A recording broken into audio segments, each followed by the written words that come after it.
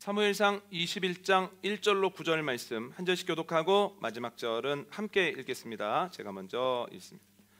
다윗이 노베 가서 제사장 아히멜렉에게 이르니 아히멜렉이 떨며 다윗을 영접하여 그에게 이르되 어찌하여 내가 홀로 있고 함께하는 자가 아무도 없느냐 하니, 다윗이 제사장 아히멜렉에게 이르되 왕이 내게 이를 명령하고 이르시기를 내가 너를 보내는 것과 내게 명령한 일은 아무것도 사람에게 알리지 말라 하시기로 내가 나의 소년들을 이러이러한 곳으로 오라고 말하였나이다.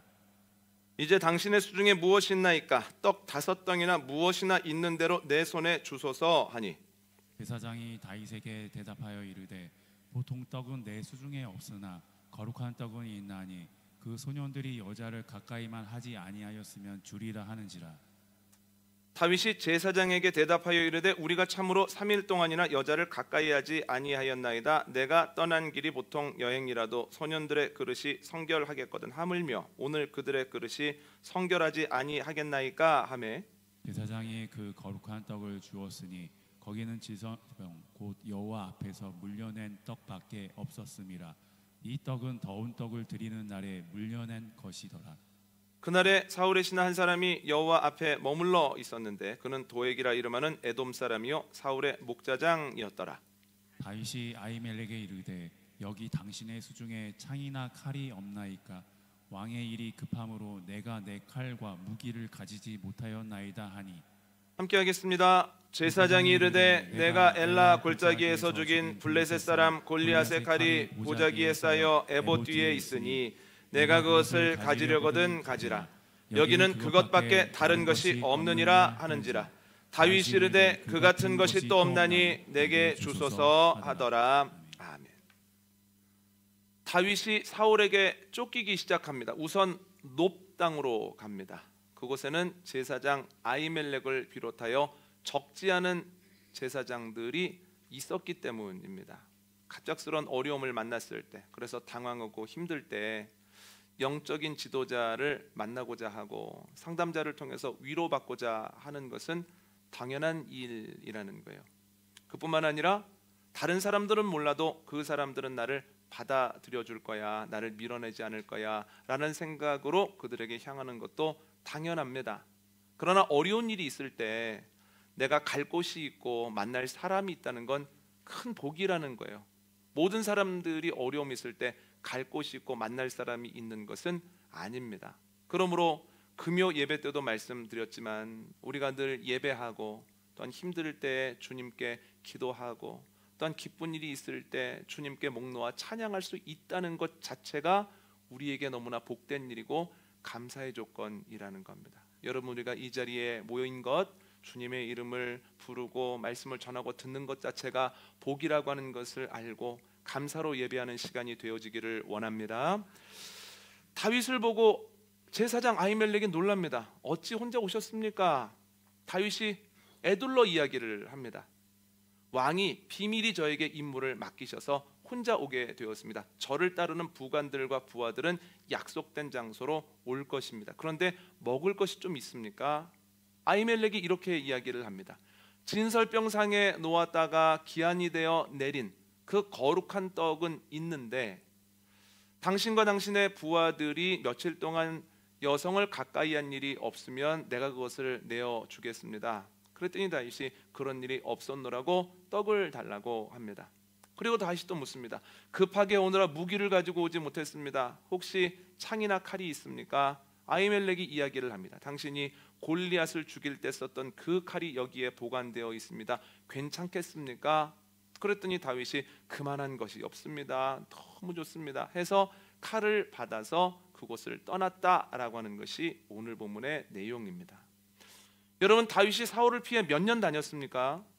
10년 다녔죠. 그럼 이러한 일들이 비일비재했을 거예요. 잠시 누군가에게 가서 만나고 위로를 받고 또 지원을 받고 떠난 것이 참 많이 있었을 텐데 왜 이 사건이 우리에게 성경에 기록되어 전해지는 걸까요? 사무엘상 22장에 나오는 큰 사건 때문에 그렇습니다.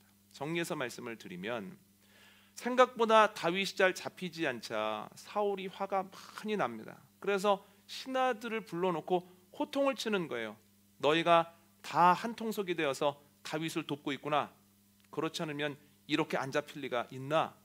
화를 내는 거예요. 그랬더니 그 중에 있었던 도액이라고 하는 사람이 이렇게 이야기를 합니다. 왕이시여, 제가 높 땅에 있을 때 다윗이 제사장 아히멜렉에게 다녀갔습니다.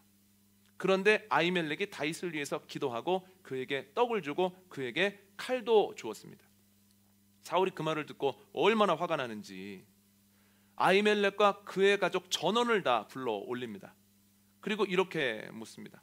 내가 듣자하니 네가 다윗과 작당을 내서 나를 애먹이고 또한 다윗을 지원함으로써 내가 위기에 빠지게 하려고 하는 것 같은데 이게 어떻게 된 일이냐? 그랬더니 아히멜렉이 펄쩍 뜁니다. 왕이시여, 무슨 말씀이십니까?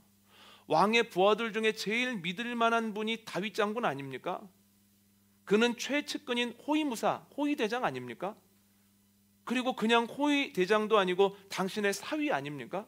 가장 믿을 만한 사람이고, 그리고 내가 기도하는 것, 당신과 신하들과 나라를 위해서 기도하는 것이 어찌 하루 이틀 일입니까? 제가 제사장으로 세워진 이후부터 계속 해왔던 일입니다. 다윗만을 위해서 기도한 건 아닙니다. 그런데도 이 모든 죄를 저와 저희 집에서 물으시면 너무 이건 억울한 일입니다. 그의 말이 맞죠.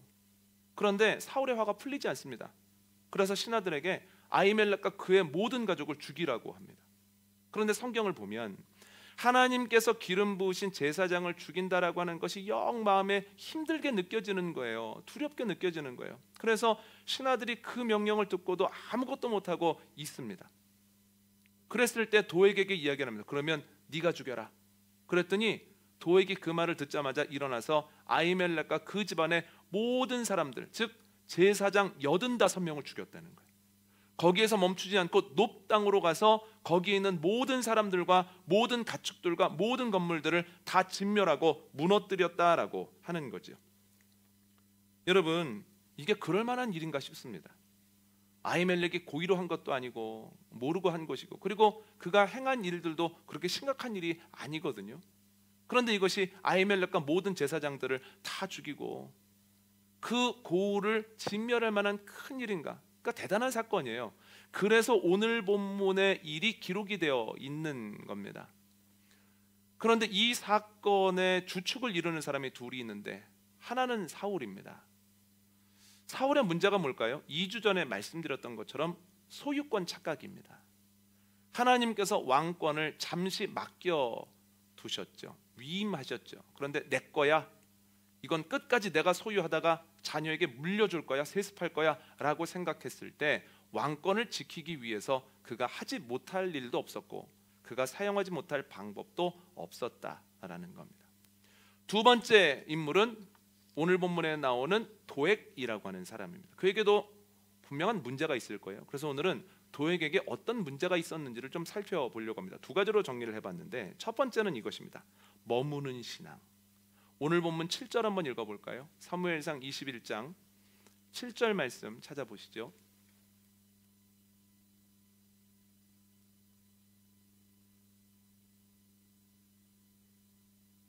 함께 읽습니다. 시작. 그날에 사울의 신하 한 사람이 여호와 앞에 머물러 있었는데 그는 도액이라 이름하는 에돔 사람이요 사울의 목자장이었더라. 아멘. 도액은 에돔 사람으로서 사울의 목자장이었다는 거예요. 자료를 찾아보니 목자장이라고 하는 것에 대한 해석이 크게 두 가지인데 첫 번째는 사울의 가축을 관리하는 사람 중에 제일 높은 사람이었다, 이런 해석이 있고, 아니다, 이 표현 자체가 그가 지방에서 여러 사람들을 지휘하는 지휘관 중에 하나였는데 지휘관 중에서 가장 인정받는 사람이었다라는 해석이 있습니다. 그래서 가축을 치러 왔는지 혹은 자기가 맡은 구역이 높당인지는 알 수 없지만 확실한 것은 어떤 경우라도 그가 제사장들이 많고 예배하는 장소인 높당에 있었다는 사실이에요. 이게 뭘 뜻하냐면 예배드리고 싶을 때 어렵지 않게 예배드릴 수 있다는 거예요. 제사장을 만나고 싶을 때 언제든지 제사장을 만날 수 있다는 겁니다. 그만큼 영적으로는 굉장히 좋은 환경이다라고 하는 거죠. 그러면 그곳에서 예배하면서 제사장들과 신앙에 대한 이야기를 하면서 또 훈련받으면서 점점 좋아지는 삶을 살면 좋을 것 같은데 오늘 본문에 나오는 도액의 모습을 보면 너무나 안타깝다는 거예요. 사울의 명을 받아서 85명의 제사장을 죽였다는 거예요. 그런데 여러분, 이것은 살인하지 말라고 하는 10계명 중에 6계명을 어겼다라는 의미 이상을 가지고 있다는 겁니다. 2주 전에도 말씀을 드렸지만 다윗이 사울을 피해 도망 다니는 동안 몇 차례 사울을 죽일 수 있는 기회가 있었습니다. 그 기회가 올 때마다 부하들이 좋은 기회를 하나님이 주셨다고, 이번에 화근을 제거해야 된다고 계속해서 이야기를 냈거든요. 다윗이 사울을 죽입니까? 안 죽입니까? 안 죽인다는 거예요. 왜 안 죽입니까? 하나님께서 기름 부으셨기 때문이에요. 이걸 통해서 알 수 있는 사실은 다윗이 두려워하는 것은 사울이 아니라 사울에게 기름을 부어서 왕으로 세우신 하나님이 두려웠다는 거예요. 하나님이 두려웠기 때문에 함부로 하지 못하고 내가 생각하기에 맞는 것 같아도 조심조심 그 길을 걸어갔다라고 하는 거죠. 그래서 하나님이 두려웠기 때문에 그걸 못합니다. 그럼 이러한 관점에서 보면 도액이 왜 기름 부은 제사장들을 죽일 수 있었을까요? 왜 죽였을까요? 이유는 간단합니다. 권력력이 있어서도 그럴 수 있지만, 그러나 가장 근본적인 것은 하나님에 대한 두려움이 없기 때문이에요. 하나님이 기름을 부었다고 해서 그래서 뭐 어쩔 수 없지, 내가 명령을 받았는데 하고 죽이더라는 거예요. 여러분, 영적으로 이렇게 좋은 환경인데 왜 하나님을 두려워하지 않습니까? 왜 하나님을 사랑하지 않는 삶을 살아갑니까? 그 이유가 무엇일까요? 오늘 본문 7절 다시 한번 읽어볼까요? 함께 읽겠습니다. 시작. 그날에 사울의 신하 한 사람이 여호와 앞에 머물러 있었는데 그는 도액이라 이름하는 에돔 사람이요 사울의 목자장이었더라. 아멘. 도액은 여호와 앞에 머물러 있었다는 거예요. 표준세 번역도 머물러 있었다라고 번역을 하는데, 공동 번역은 이렇게 표현을 하고 있습니다. 그가 여호와 앞에 들어가지 못하고 있었다라는 거예요. 즉 그는 좋은 환경에 있었으나 어느 순간부터 주님께 더 깊이 나아가려고 하지 않고 어떤 지점에 머물러서 이 정도면 되었다라고 만족을 했다는 거예요. 그랬을 때 오랫동안 신앙인이었고 영적으로 좋은 조건을 가지고 있었습니다만 하나님을 두려워해야 될 때 하나님을 두려워하지 않고 하나님께 물어야 될 때 묻지 않더라는 거예요. 내가 보기에 좋은 것들을 하는, 신앙생활 하기 전이나 신앙생활 한 후나 별다른 차이 없는 행동을 하더라는 거예요. 그러니까 머물러 있다는 것이 이렇게 슬픈 일입니다. 그런데 머물러 있는 사람들은 어떤 시대나 있거든요. 한번 찾아볼까요? 이사야 1장입니다.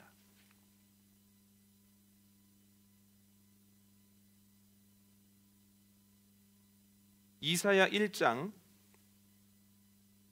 11절과 12절을 읽습니다. 이사야 1장 11절과 12절입니다. 시작. 여호와께서 말씀하시되 너희의 무수한 재물이 내게 무엇이 유익하뇨? 나는 순양의 번제와 살찐 짐승의 기름에 배불렀고 나는 수송아지나 어린 양이나 순염소의 피를 기뻐하지 아니하노라. 너희가 내 앞에 보이러 오니 이것을 누가 너희에게 요구하였느냐? 내 마당만 밟을 뿐이니라. 아멘. 이스라엘 사람들이 하나님이 가르쳐 주신 절차대로 열심히 제사를 드립니다. 그러면 칭찬해 주셔야 되는데 하나님께서 그 사람들을 책망하신다는 거예요. 뭐라고 책망하십니까? 너희는 마당만 밟을 뿐이다, 이렇게 책망하시거든요. 이게 무슨 뜻일까요? 성막으로 설명을 드리면 성막의 문을 열고 들어가면 성막의 뜰, 성막의 마당이 나옵니다. 성막 마당에서 가장 먼저 만나는 건 번제단이에요. 번제단 옆에서 짐승을 잡고 거기에서 주님께 제사를 올려드리는 겁니다. 번제단을 지나면 물두멍이 있습니다. 거기에서 손을 깨끗하게 씻습니다. 그리고 거기에서 휘장을 열고 들어가면 성소가 있어요. 성소 왼쪽에는 금 등잔대가 있습니다. 성소 오른쪽에는 진설병상이 있습니다. 정면에는 분향단이 있습니다. 거기에서 휘장을 열고 또 들어가면 지성소가 있다는 거예요. 지성소에는 하나님을 상징하는 법궤가 있습니다. 물론 구약 시대에는 이스라엘 사람들이 직접 성소를 지나 지성소까지 못 갑니다. 성소에도 못 들어갑니다만, 그러나 그때에는 제사장과 대제사장에게 함께 위임하여 하나님께 나아가는 거다라고 하는 거예요. 그럼 어디까지 나아가야 되냐면 뜰로 들어와서 번제단을 지나 물두멍을 지나서 성소와 지성소까지 들어가 주님을 대면하는 것이 가장 건강한 신앙생활이라는 거예요. 그런데 오늘 본문을 이거에 비유해서 설명을 드리면 이사야 1장에 나오는 말씀을 오늘 이 말씀을 통해서 해석을 하면, 사람들이 하나님께 짐승을 잡고 제사하여 올려드리는 것까지는 잘한다는 거예요. 그러나 거기에서 더 나아가지 않는다는 겁니다. 이 정도 했으면 됐지, 이거면 된 거야 라고 하면서 더 이상 하나님께 나아가려고 하지 않습니다. 하나님을 알려고 하지 않습니다. 하나님과 더 깊은 교제를 하려고 하지 않습니다. 그때 하나님께서 말씀하시는 거예요. 너희가 짐승을 잡아서 나에게 태워 올리는 것이 이게 나에게 무슨 유익이 있겠느냐, 나에게 무슨 기쁨이 있겠느냐, 너희가 성전의 마당에서 이것만 하고 다 되었다라고 하고 멈추고 나에게 오지 않는데, 나와 교제를 하지 않는데 이것이 무슨 소용이냐, 사람들에게 책망을 하시더라는 거예요. 여러분, 주님께 계속해서 나아가지 않으면, 마당만 밟으면 결코 하나님의 존재와 하나님의 능력을 알 수 없습니다. 하나님의 존재와 능력을 알지 못하면 생각은 바뀌지 않습니다. 생각이 바뀌지 않으면 행동에도 변화가 없습니다. 그래서 오랫동안 그 모습으로 똑같이 살아가는 거예요. 여러분, 마당만 밟으면 생각의 변화가 없고 행동의 변화가 없는 것뿐만이 아니라는 거예요. 마당만 밟으면 그 신앙생활에는 능력이 없다는 거예요. 한번 읽어볼까요? 누가복음 말씀입니다. 누가복음 8장 43절과 44절입니다.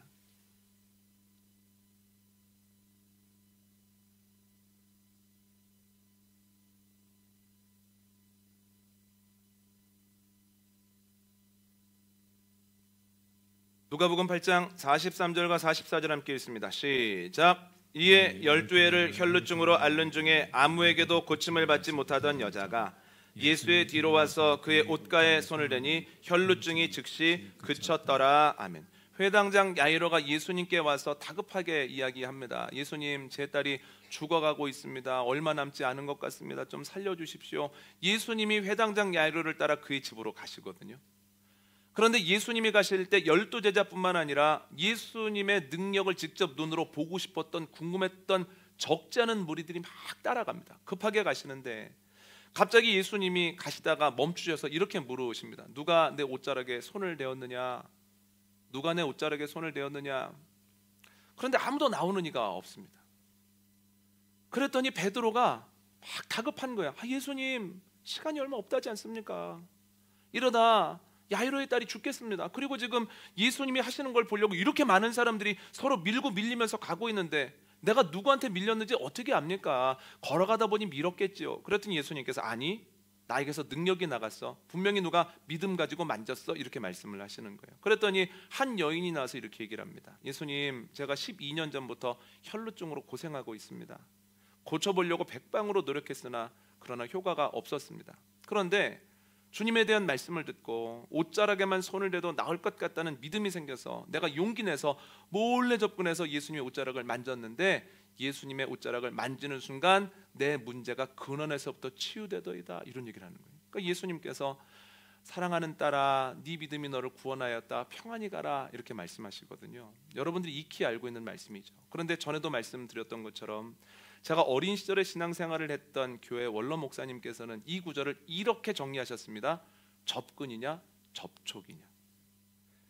예수님을 따라서 수많은 사람들이 야이로의 집으로 향하고 있다는 거예요. 같은 곳으로, 같은 방향으로 가고 있거든요.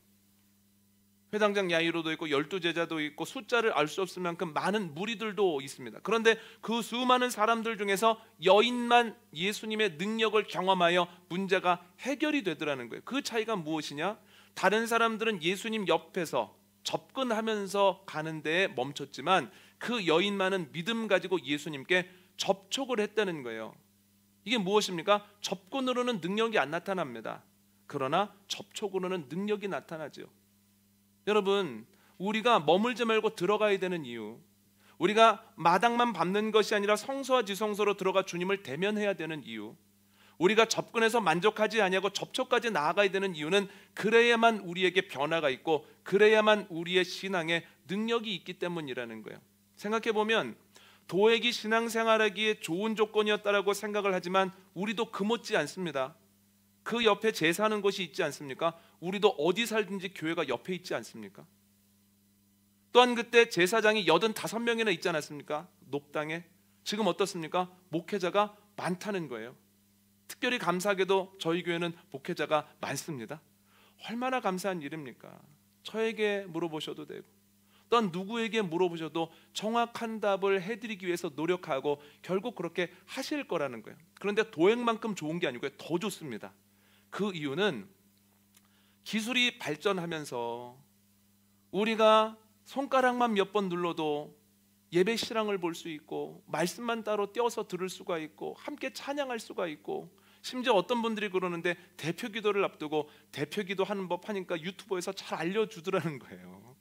얼마나 편한 시대를 살고 있습니까? 책을 살 필요도 없는 거예요. 거기에다가 더 놀라운 것은 예전에는 목사님 제가 성역 공부를 하는데 어려운 게 많습니다, 좀 책을 추천해 주십시오 라고 하면 저분이 지금 공부하는 것과 저분의 지금 수준에 따라 뭘 추천해 드려야 되나 많은 고민을 했었거든요. 그래서 추천하려고 해서 없으면 저한테 있는 여러 책들과 주석책들을 뽑아서 빌려드리곤 했었거든요. 요즘은 그럴 필요가 없습니다. AI가 발달된 다음부터 사용해 보니까요, 어떤 책과 어떤 주석책보다도 훨씬 더 정확하고 훨씬 더 균형 잡히고, 그리고 이론도 훨씬 더 새로운 것들, 최근 것들이 나와요. 제가 깜짝깜짝 놀랍니다. 제가 무슨 말씀 드리고 싶은 거냐면, 우리가 영적으로 주님께 나아가려고 하면 얼마든지 나아갈 수 있는 좋은 환경이라는 거예요. 너무너무 좋은 환경. 그런데 우리가 이야기할 때는 영적으로 좋은 환경이야, 내가 이렇게 좋은 환경 속에서 이렇게 열심히 하고 있어 라고 이야기하기보다는 자꾸 20-30년 전을 생각한다는 거예요. 20-30년 전에는 잘 모였었는데, 그때는 기도했었는데, 그때는 그렇게 자는 것 씻는 것이 없어도 사람들이 와서 기도했던 장소인데, 옛날엔 꽉 찼던 기도원인데, 이렇게 말씀을 하시거든요.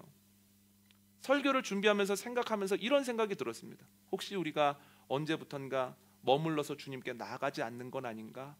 그러면서 자꾸만 옛날을 생각하고 환경이 어려운 것들만 생각하는 것 아닌가? 우리가 언제부턴가 주님을 깊이 알고 싶어 성소와 지성소로 나아가지 아니하고 계속해서 이 마당만 밟고 있는 건 아닌가? 그러면서 내가 들은 얘기, 예전부터 알고 있는 얘기로 이렇게 서로 나누다 마는 것은 아닌가? 내가 주님께 접근만 하면서도 내가 이 정도면 됐지, 살기 힘든데 이 정도면 괜찮지 하고 그냥 거기에서 멈춰버리는 건 아닌가? 라는 생각을 했습니다. 여러분 어떠십니까? 멈추어 머물고 계시지는 않습니까? 마당만 밟고 계시지는 않습니까? 또한 접근해서 만족하고 계시지는 않습니까? 그것이 자녀들에게 그냥 물려지는 건 아닙니까? 우리 아이들 말씀을 전하면 좋은데 아이들이니까 이해 못하겠지. 중학생이 되니까 애들이 사춘기가 와서 영 말을 안 들으려고 하네, 안 듣겠지. 고등학생이 되니까 너무 바쁘네, 이때는 지나서 가르쳐야 되겠지. 대학생이 되니까 시간은 있는 것 같은데 자기 머리가 커서 말씀을 안 듣네 하면서 각 시기마다 내가 마당을 밟고 있을 수밖에 없는 이유를 찾고 있는 건 아닌가를 고민해 봤습니다. 여러분, 머물지 말고 주님께 나아갑시다. 마당을 넘어 성소로 지성소로 들어갑시다. 접근해서 만족하지 말고 접촉하는 신앙으로 나아갑시다. 그럴 때에 주님의 능력과 주님의 존재를 알아서 우리의 삶에 변화가 있고, 또한 우리의 삶에 능력이 있고, 우리의 삶에 주님 기뻐하시는 열매가 넘치게 되어지기를 원합니다. 두 번째, 그의 문제가 뭐냐면 잘못된 사용입니다. 저는 도액을 보면서 참 능력 있다는 생각을 했습니다. 그는 에돔 사람입니다. 이스라엘 사람들이 싫어하는 이방인입니다. 그런데 사울의 신하가 되었습니다. 높은 자리까지 갔습니다. 그런데 사무엘상 22장을 보면 더 놀라운 것은 그가 사울왕의 신임을 받고 있다는 거예요. 사울왕에게 이야기를 했을 때 사울왕이 그의 말을 온전히 믿고 아히멜렉을 불러들이고 85명도 올라오라고 했다는 거예요. 이걸 통해서 알 수 있는 것은 그는 고위직에 올랐을 뿐만 아니라 사울 정권에서 실세라는 거예요. 날아가는 새도 떨어뜨릴 만큼 그렇게 강력한 힘을 가지고 있다는 거예요. 어찌 보면 오늘 본문의 도액은 성공한 사람이고 복받은 사람입니다. 그렇지 않습니까? 저는 도액을 보면서 창세기 12장 말씀이 생각이 났거든요. 한번 읽어볼까요? 창세기 12장 1절과 2절 한번 읽어보겠습니다. 창세기 12장 1절과 2절입니다. 함께 1절로 2절 읽도록 하겠습니다. 시작. 여호와께서 아브라함에게 이르시되 너는 너의 고향과 친척과 아버지의 집을 떠나 내가 내게 보여줄 땅으로 가라. 내가 너로 큰 민족을 이루고 내게 복을 주어 내 이름을 창대하게 하리니 너는 복이 될지라. 아멘. 하나님께서 아브라함에게 복을 주신다고, 내가 너를 창대하게 하고 그들이 살 만한 넓고 좋은 땅을 줄 거라고 약속을 하시거든요. 그런데 이 말씀을 보고 이런 생각을 하실 수 있을 것 같습니다. 목사님, 사람이 많아지고 땅이 넓어지는 것, 그 땅이 기름진 것이 복입니까? 그거 기복주의 아닙니까? 그런데 복잡하게 생각하지 않고요, 제 모습을 생각해 보면 솔직히 몸이 연약한 것보다는 건강한 것이 좋습니다. 물질이 부족하여 고민하는 것보다는 물질이 부족하지 아니하고 더 넉넉하여 사람들에게 나눠주고 싶은 삶을 살아가고 싶습니다. 내가 열심히 해도 사람들이 그것을 신경 쓰지 않는 것이 아니라 내가 주 안에서 열심히 무엇인가를 했을 때 사람들에게 선한 영향력을 끼치는 삶이 훨씬 좋다는 거예요. 저는 그걸 선호합니다. 여러분도 그러지 않으십니까? 자녀들도 약하기보다는 건강하고, 또한 부족하기보다는 풍성하고, 또한 자녀들이 영향력이 있어서 아이들이 한마디 할 때 사람들이 선한 영향력을 받는 인생을 살아가기를 원하셔서 아이들에게 교육도 시키시고, 또한 아이들에게 좋은 습관이 들 수 있도록 훈련시키시지 않습니까? 또 이 말씀 앞에서 이렇게 질문하실 수 있을 것 같습니다. 목사님, 그러면 하나님의 말씀에 순종하지 아니하면 창대함이나 강력함이나 영향력은 가질 수 없는 겁니까? 아니요, 그렇지 않습니다. 성경에 보면 하나님을 알지 못하거나 하나님과 반대 방향으로 가는 이들도 충분한 넉넉함을 누리고 강력함으로 사람들에게 영향력을 미쳤던 경우가 적지 않습니다. 아브라함 때를 한번 생각해 보십시오. 애굽의 바로와 그랄 땅의 아비멜렉은 하나님을 알지 못했으나 아브라함보다 많은 것을 가지고 있었고 큰 영향력을 끼쳤죠. 또한 이스라엘 사람들 어렵게 했던 게 누굽니까? 바벨론 제국 아닙니까? 하나님을 알지 못했으나 강력한 군사력을 바탕으로 땅을 넓게 만들고 수많은 민족들을 넘어뜨렸다는 거예요. 하나님을 알지 못함에도 말입니다. 예수님 시대 어떻습니까? 예수님이 사시던 그 땅에 가장 영향력 있고 부했던 사람 헤롯이라는 거예요. 가장 잘 살았기 때문에 부자의 대명사는 헤롯이었고 강력함의 대명사도 헤롯이었습니다. 그런데 하나님 알지 못하는 사람이었다는 거예요. 오늘 본문에 이런 사람 또 나오죠. 하나님을 두려워하지 않고 하나님을 인정하지 않았음에도 불구하고 도액은 어떻습니까? 고위직에 올라 있고 그 자리에서 실세로서 활동을 하더라는 거예요. 인간적으로 보면 복받은 사람이죠. 성공한 인생입니다. 그런데 여러분, 저희가 이 모습을 보면서 창세기 12장 2절을 다시 한번 살펴볼 필요가 있습니다. 다시 한번 읽어볼까요? 창세기 12장 2절입니다. 함께 읽습니다. 시작. 내가 너로 큰 민족을 이루고 내게 복을 주어 내 이름을 창대하게 하리니 너는 복이 될지라. 아멘. 큰 민족을 이루고 네가 복을 받아 창대하게 되리라. 거기에서 2절이 끝나지 않는다는 거예요. 어디에서 끝납니까? 그 이후에 뭐가 있습니까? 너는 복이 될지라까지 있다는 거예요. 그러니까 하나님께서 그의 사람들에게 주기를 원하시는 것은 복이 될지라까지입니다. 커지고 강력해지고 창대해지는 것을 넘어서야 된다는 거예요. 이 구절을 공동 번역으로 한번 읽어볼까요? 화면을 보시고 한번 읽어보겠습니다. 시작. 내가 너로 큰 민족이 되게 하고 너에게 복을 주어서 내가 크게 이름을 떨치게 하겠다. 너는 복의 근원이 될 것이다. 아멘. 이름을 크게 떨치게 하겠다 해서 끝나는 게 아니라 너는 복의 근원이 될 것이다까지가 약속이라는 거예요. 여러분, 도액을 보십시오. 창대해지고 이름을 떨치는 데까지는 성공했습니다만 그가 복이 됩니까? 화가 됩니까? 화가 되더라는 거예요. 그가 가지고 있는 것, 그가 행하는 모든 일들이 다른 사람들에게 복이 되어지고 다른 사람들을 살리는 것이 아니라 다른 사람들에게 화가 되고 다른 사람들을 어렵게 만들더라는 거예요. 죽게까지 하더라는 거예요. 왜 그렇습니까? 그가 주님께서 주신 것을 가지고 잘못 선택했기 때문이에요. 잘못 선택하고 잘못 사용했더니 그것이 복이 아니라 오히려 그의 복이 다른 사람에게 화가 되더라는 거예요. 그가 웃으면서 한 일이 다른 사람들에게 통곡이 되어지고 눈물이 되어지더라는 거예요. 그러면 왜 잘못 사용할까요? 하나님을 알지 못해서 그렇습니다. 주신 이 하나님과 주신 이유를 알았다면 하나님께 끊임없이 묻는 가운데에서 본인이 가지고 있는 자리와 영향력을 좋은 데 사용했을 거예요. 여러분, 도액이 그 자리에서 하나님께 묻고 좋은 이야기를 했다면 아히멜렉과 그 제사장들 85명이 죽었겠습니까? 오히려 그로 인하여 살아났을 수도 있고 온전했을 수도 있습니다. 그러나 그가 하나님을 알지 못하여 잘못 사용했을 때 오히려 그의 복이 다른 사람에게 화가 되었다라고 하는 거지. 여러분, 우리가 주님께 복을 받는 데서 멈추지 말고 우리의 복이 다른 사람들에게도 복이 되어지고 우리의 영향력이 다른 사람들을 일으키고 다른 사람들을 살리는 축복의 통로가 되어지고 축복의 근원이 되어지는 데까지 나아가게 되기를 원합니다. 12장 2절 앞부분에서 멈추지 말고 끝까지 가서 우리를 보면서 저분들을 보면 하나님 존재하시네, 하나님 살아계시네, 하나님은 전능하신 분이네. 많은 분들이 우리를 통해서 예수님의 십자가와 하나님의 존재와 능력을 알게 되어지기를 원합니다. 특별히 우리의 자녀들이 그런 온전한 복을 받게 되어지기를 원합니다. 그런데 이를 위해서 반드시 필요한 게 있습니다. 이건 기억하셔야 됩니다. 우리가 아이들이 복의 근원이 되게 하려면 복의 근원이 될 수 있도록 하나님에 대한 교육을 해야 된다는 거예요. 하나님은 존재하신다, 하나님은 이런 분이시다, 하나님은 이렇게 일하신다, 하나님이 원하시는 건 이런 것들이다.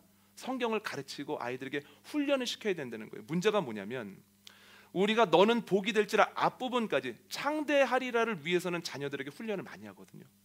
학원도 보내고 과외도 시키고 시험이 다가오는데 아이가 잘 안 하는 것 같으면 엄마 아빠가 어떤 수를 내서라도 계속해서 공부도 봐주고 탁월하게 만들게 하는 거거든요. 그런 노력은 좋습니다. 해야 됩니다만 거긴 창대하게 하리라까지예요. 그렇게 해서 창대하게 되었다고 해도 그 아이가 하나님을 알지 못하면 그의 창대함과 그의 영향력이 하나님과 무관한 것이 되어버리거나 오히려 그것이 하나님에 반하는 일들로 열매를 열 수도 있다는 거죠. 그럼 우리가 뭘 해야 되겠습니까? 창대하리라를 위해서도 아이를 위해 노력해야 되지만 복의 근원이 될지라 그것을 위해서도 노력해야 된다는 거예요. 여러분, 우리에게 참 좋은 환경이 주어졌습니다. 우리 아이들 말씀으로 양육하기 위해서 힘쓰는 가정 되기를 원하고 그것을 위해 힘쓰는 우리 생명문교회 되기를 원해서 우리 아이들이 주님의 은혜 안에서 참 평안하고 멋있는 삶을 살 뿐만 아니라 우리 아이들이 복의 근원, 축복의 통로로 살아가는, 그리고 우리도 그렇게 살아가는 복된 인생 되어지기를 원합니다. 오늘 말씀 정리합니다. 우리가 경계해야 되는 모습 나눴습니다. 첫 번째는 머무는 신앙입니다. 들어가지 않고 계속 머무는 것, 마당을 밟으면서 만족하는 것, 또한 접근이면 됐다라고 생각하는 건 위험한 신앙이라는 거예요. 그러면 아무리 오래 신앙생활을 해도 교회에 있어도 생각이나 행동이 바뀌지 않습니다. 두 번째는 잘못된 사용입니다. 잘 사용하려면 주신 이와 주신 이유를 알아야 된다는 거예요. 여러분, 이 실수를 반복하지 않는 주님께서 우리를 통해서 멋있게 일하시는 복된 인생 되기를 원합니다.